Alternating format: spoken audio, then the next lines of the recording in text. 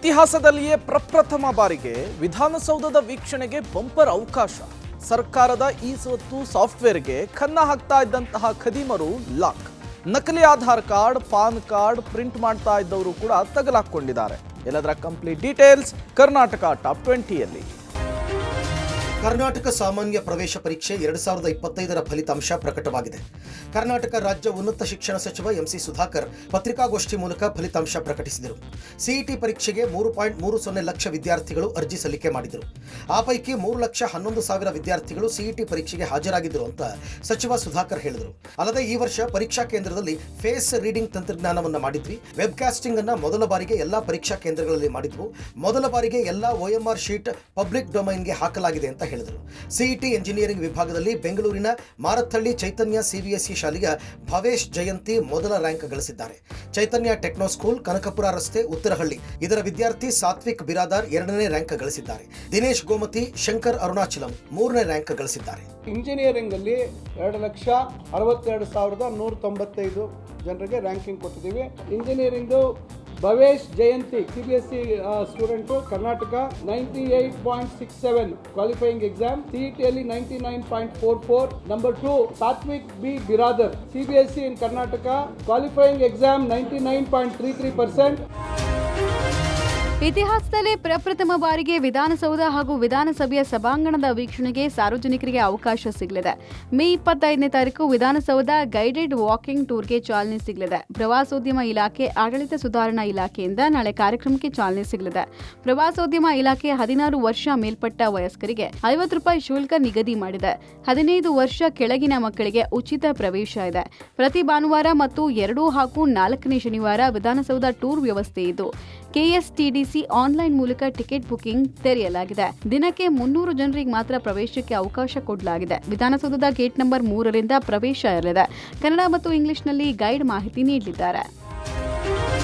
ರಾಮನಗರದಲ್ಲಿ ಸರ್ಕಾರದ ಇ-ಸ್ವತ್ತು ಸಾಫ್ಟ್ವೇರ್ಗೆ ಕನ್ನ ಹಾಕ್ತಿದ್ದ 3 ಖದೀಮರು ಈಗ ಪೊಲೀಸರ ಅತಿಥಿಯಾಗಿದ್ದಾರೆ. 500ಕ್ಕೂ ಹೆಚ್ಚು ಇ-ಸ್ವತ್ತು ದಾಖಲೆಗಳ ತಿದ್ದುಪಡಿ ಮಾಡಿದ್ದ 3ರನ್ನ ರಾಮನಗರ ಸೆನ್ ಪೊಲೀಸರು ಬಂಧಿಸಿದ್ದಾರೆ. ಶರತ್, ನದೀಂ, ದೀಪಕ್ ಬಂಧಿತ ಆರೋಪಿಗಳು. ಇ-ಸ್ವತ್ತು ಸಾಫ್ಟ್ವೇರ್ನ ಲೋಪದೋಷ ಅರಿತಿದ್ದ ಶರತ್ ನಕಲಿ ಪಾಸ್ವರ್ಡ್ ಹಾಕಿ ಸಾಫ್ಟ್ವೇರ್ ಹ್ಯಾಕ್ ಮಾಡುತ್ತಿದ್ದ. ಕಂಪ್ಯೂಟರ್ ರಿಪೇರಿ ಮಾಡುತ್ತಿದ್ದ ನದೀಂ ಹಾಗೂ ದೀಪಕ್ ಜೊತೆ ಸೇರಿ ಖಾತೆಗಳ ಅಕ್ರಮ ತಿದ್ದುಪಡಿ ಮಾಡಿರುವುದು ತನಿಖೆಯಲ್ಲಿ ಬಯಲಾಗಿದೆ. ಇನ್ನು ನಕಲಿ ಆಧಾರ್ ಕಾರ್ಡ್, ಪಾನ್ ಕಾರ್ಡ್, ಜನನ ಪ್ರಮಾಣ ಪತ್ರ ನಕಲು ಮಾಡುತ್ತಿದ್ದಂತಹ 4ರನ್ನ ಕೋಲಾರ ಸೆನ್ ಪೊಲೀಸರು ಬಂಧಿಸಿದ್ದಾರೆ. ಮಧು, ಜಬಿಯುಲ್ಲಾ, ಕೃಷ್ಣಾರೆಡ್ಡಿ, ಮಧುಸೂದನ್ ಬಂಧಿತ ಆರೋಪಿಗಳು. ಈ ಸಂಬಂಧ ಮಾಲೂರು ಪೊಲೀಸ್ ಠಾಣೆಯಲ್ಲಿ ಕೇಸ್ ದಾಖಲಾಗಿದೆ.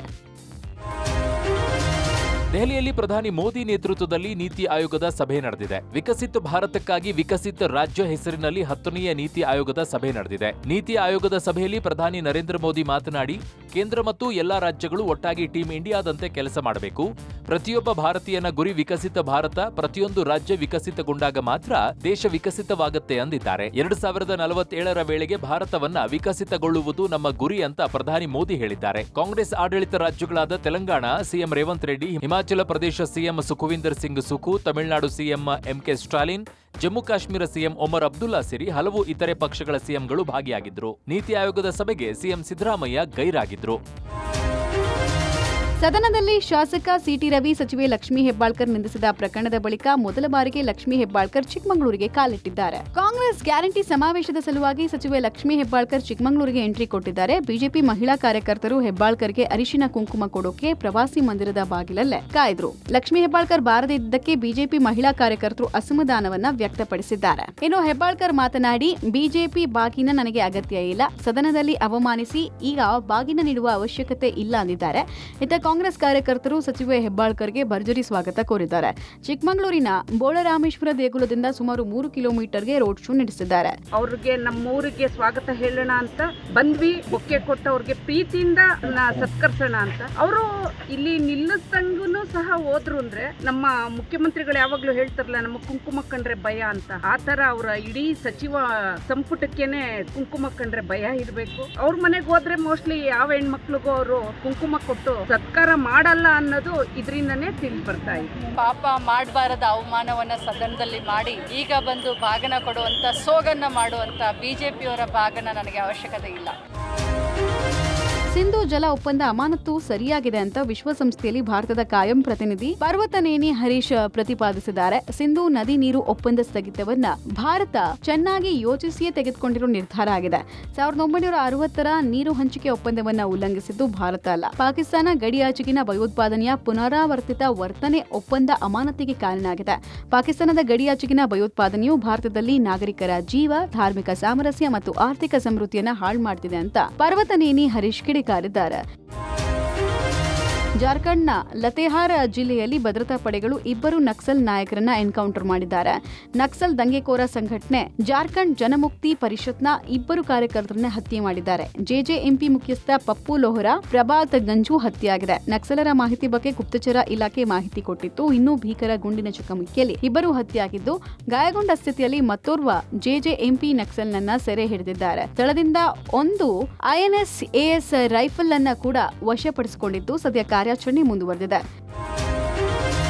ಛಲವಾದಿ ನಾರಾಯಣಸ್ವಾಮಿಯನ್ನ ದಿಗ್ಬಂಧನ ಹಾಕಿ ಹಲ್ಲೆಗೆ ಯತ್ನಿಸಿದವನನ್ನ ಖಂಡಿಸಿ ಬಿಜೆಪಿ ಕಲಬುರಗಿಯಲ್ಲಿ ಬೃಹತ್ ಪ್ರತಿಭಟನೆ ನಡೆಸಿದೆ. ಬಿಜೆಪಿ ರಾಜ್ಯಾಧ್ಯಕ್ಷ BY ವಿಜೇಂದ್ರ ನೇತೃತ್ವದಲ್ಲಿ ಪ್ರತಿಭಟನೆ ಆಗಿದೆ. ಸಚಿವ ಪ್ರಿಯಾಂಕ್ ಖರ್ಗೆ ರಾಜೀನಾಮೆಗೆ ಒತ್ತಾಯಿಸಿ ಬೃಹತ್ ಪ್ರತಿಭಟನೆ ನಡೆಸಿದರು. ಕಲಬುರಗಿಯಲ್ಲಿ ಪೊಲೀಸರು ಪ್ರಿಯಾಂಕ್ ಖರ್ಗೆ ಅಣತಿಯಂತೆ ನಡೀತಾ ಇದ್ದಾರೆ. ಇಲ್ಲಿ ಜಿಲ್ಲಾಧಿಕಾರಿಗೂ ಸ್ವಾತಂತ್ರ್ಯ ಇಲ್ಲ ಅಂತ ಬಿಜೆಪಿ ನಾಯಕರು ಕಿಡಿಕಾರಿದ್ದಾರೆ. ಇನ್ನು ಹೋರಾಟದಲ್ಲಿ ಮಾಜಿ ಸಿಎಂಗಳಾದ ಶೆಟ್ಟರ್, ಬೊಮ್ಮಾಯಿ, ಛಲವಾದಿ ನಾರಾಯಣಸ್ವಾಮಿ, ರಾಮುಲು ಸೇರಿದಂತೆ ಹಲವರು ಭಾಗಿಯಾದರು. ಪ್ರಿಯಾಂಕ್ ಖರ್ಗೆ ಅವರು ಮಾಡಿದ್ದು ಸರಿ, ಛಲವಾದಿ ಸ್ವಾಮಿ ಅವರಿಗೆ ಅಪಮಾನ ಮಾಡಿದ್ದು ಸರಿ ಅಂತ ಅವ್ರು ಒಪ್ಕೊಳ್ಳಿ ನೋಡೋಣ. ನೈತಿಕತೆ ಇದ್ರೆ ಹಣ ಅಧಿಕಾರದಿಂದ ಮೆರಿತಾ ಇದ್ದಾರೆ, ಸರ್ವಾಧಿಕಾರಿ ಅಂತ ಮೆರಿತಾ ಇದ್ದಾರೆ. ಪ್ರಿಯಾಂಕ ಖರ್ಗೆ ಅವರನ್ನ ಕೂಡಲೇ ವಜಾಗೊಳಿಸಬೇಕು ಅಂತೇಳಿ ಈ ಸಂದರ್ಭದಲ್ಲಿ ನಾನು ಆಗ್ರಹ ಪಡುತ್ತೇನೆ.